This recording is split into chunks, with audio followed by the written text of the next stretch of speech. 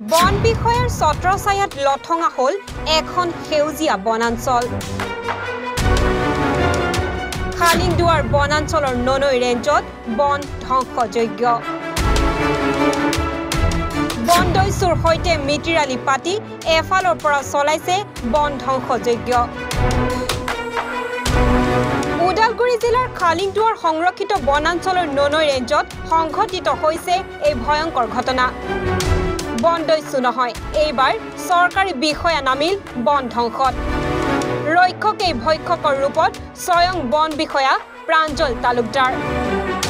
বন ধ্বংসৰ কাৰ্যত জড়িত থকা বুলি প্ৰাঞ্জল তালুকদাৰৰ ওপৰত বিভিন্ন দুৰ্নীতিৰ অভিযোগ স্থানীয় লোক আৰু দল সংগঠনৰ।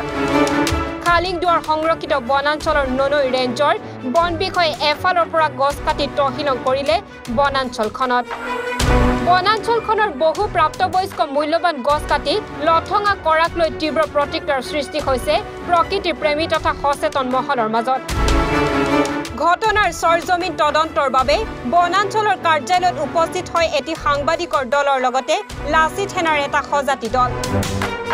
কাৰ্যালয়ত উপস্থিত হোৱা মাত্ৰকে সাংবাদিকৰে তৰ্কযুদ্ধত লিপ্ত হোৱাৰ উপৰিও মোবাইল ফোন কেমেৰা কাহিনীয়ে বন বিষয়া প্ৰাঞ্জল তালুকদাৰে।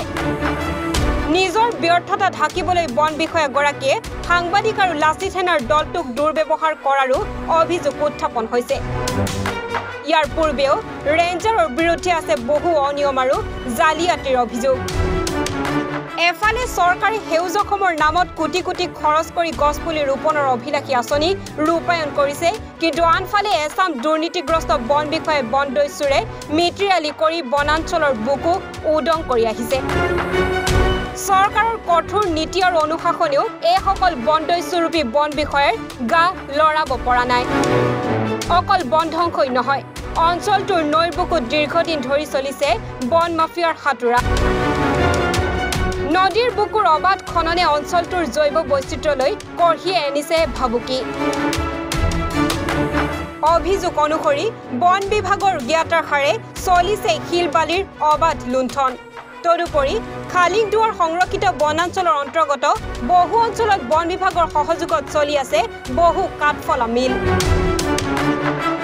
গাতে লাগি থকা খালিংদুৱাৰ সংৰক্ষিত বনাঞ্চলৰ ননৈ ৰেঞ্জৰ ৰেঞ্জাৰ প্ৰাঞ্জল তালুকদাৰৰ এনে দুষ্কাৰ্যক লৈ নীৰৱ ধনশিৰি বন সংবদল বিষয়াগৰাকী।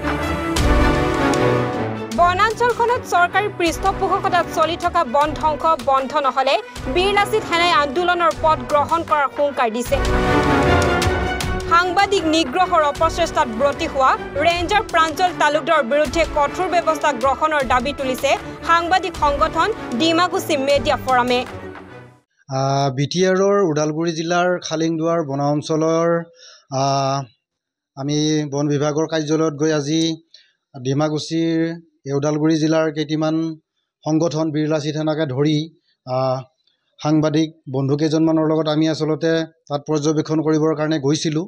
গৈ তাৰ ৰেঞ্জাৰজনৰ লগত কিছু কথা বতৰা পাতিব বিচাৰিছিলোঁ।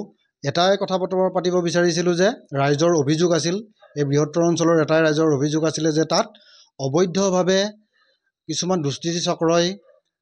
দুষ্কৃতিকাৰী চক্ৰই তাৰ বনাঞ্চলসমূহৰ ভিতৰত থকা গছসমূহ অবৈধভাৱে সৰবৰাহ কৰি আছে।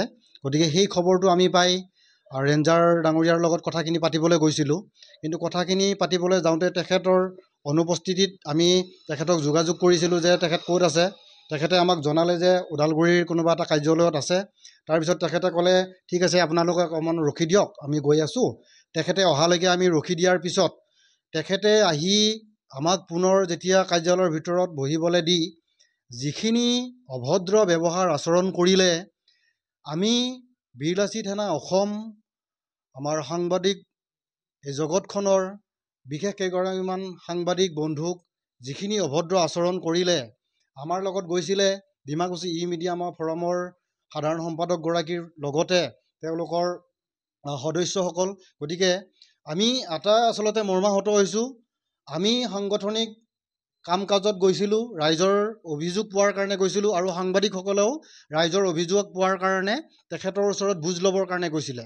কিন্তু বুজ ল'ব যোৱাৰ পিছত সেই ৰেঞ্জাৰগৰাকীয়ে, তেখেতৰ নামটো কি আছিলে, প্ৰাঞ্জল তালুকদাৰ নামৰ যিজন এজন অভদ্ৰ ৰেঞ্জাৰ অফিচাৰে যিখিনি দুৰ্ব্যৱহাৰ কৰিলে তেখেতৰ কাৰ্যালয়ৰ ভিতৰত আমাক চলে চতুৰে সুমুৱাই বহুৱাই যিখিনি অভদ্ৰ আচৰণ কৰিলে এইখিনিক আমি পোনপ্ৰথমে তীব্ৰ গৰিহণা দিছোঁ আৰু ইয়াৰ পৰাই ওদালগুৰি জিলাৰ DFO গৰাকীক এটা কথাই ক'ব বিচাৰিছোঁ এনেকুৱা অভদ্ৰামী কৰা অফিচাৰ আমি পূৰ্বতে পোৱা নাছিলোঁ আমি পুলিচ প্ৰশাসন আৰু ফৰেষ্ট বিভাগৰ লগত বীৰলাচি থানা অসমে সদায় মিলিজুলি তাৰ কিছুমান অবৈধ কাম কাজৰ হৈ মাত মাতি আহিছিলোঁ আৰু সেই কিছুমান দুষ্ট চক্ৰক আমি উৎখাত কৰাৰ কাৰণে কিছুমান পৰিকল্পনা হাতত লৈ তেখেতলোকৰ লগত কথা পাতিবলৈ গৈছিলোঁ কিন্তু এই ৰেঞ্জাৰগৰাকীৰ প্ৰাঞ্জল তালুকদাৰ নামৰ যিজন অভদ্ৰ ৰেঞ্জাৰ তেখেতে যিখিনি আমাক দুৰ্ব্যৱহাৰ কৰিলে এটা বন্ধ কোঠাৰ ভিতৰত সোমোৱাই লৈ গতিকে সেইখিনি আমি সাধাৰণভাৱে ল'ব পৰা নাই গতিকে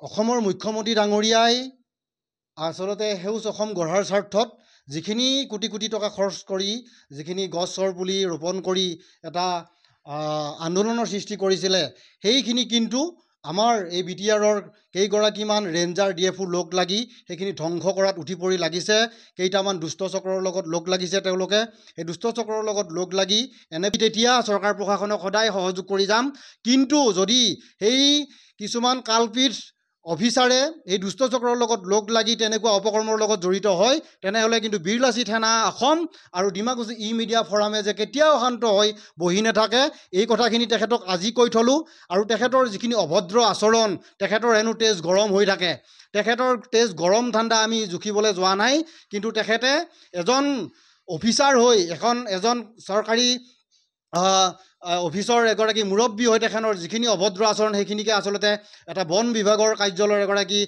মুখ্য বিষয়া হৈ তেখেতৰ সেই ব্যৱহাৰখিনি শোভা নাপায় গতিকে ওদালগুৰি জিলাৰ DFO গৰাকীক কৈছোঁ আপুনি যদি এই দুষ্ট অফিচাৰবিলাকৰ লগত দুষ্ট চক্ৰৰ লগত আপুনি জড়িত নহয় তেনেহ'লে ইয়াৰ বিৰুদ্ধে তদন্ত আৰম্ভ কৰক আৰু অন্যথা আপোনালোকে যদি ব্যৱস্থা গ্ৰহণ নকৰে তেনেহ'লে এই বৃহত্তৰ এই ওদালগুৰি জিলাৰ ৰাইজ একত্ৰিত হৈ আৰু সংবাদ মাধ্যমৰ যিসকল সাংবাদিক কৰ্মী আছে তেওঁলোক কিন্তু একত্ৰিত হৈ ইয়াৰ বিৰুদ্ধে বৃহৎ প্ৰতিবাদী কাৰ্যসূচী গ্ৰহণ কৰিব তেতিয়া যদি কিবা অপ্ৰীতিকৰ পৰিস্থিতিৰ সন্মুখীন কোনোবা হয় তেনেহ'লে কিন্তু বীৰলাচি থানা অসম আৰু সংবাদ মাধ্যমৰ সংবাদকৰ্মীসকলক যাতে জগৰীয়া নকৰে এই কথাখিনি আজি আমাৰ ইয়াৰ পৰা তেখেতলোকক আপোনালোকক অৱগত কৰালোঁ আহিবলগীয়া দিনসমূহত যাতে আমাক আপোনালোকে জগৰীয়া নকৰে আজি এই কথাখিনি আপোনালোকক আমি সংবাদ মাধ্যমৰ জৰিয়তেই অৱগত কৰালোঁ আপোনালোকে সেই কালপিত দুষ্ট মহাদুষ্ট অভদ্ৰ প্ৰাঞ্জল তালুকদাৰৰ বিৰুদ্ধে কি ব্যৱস্থা গ্ৰহণ কৰে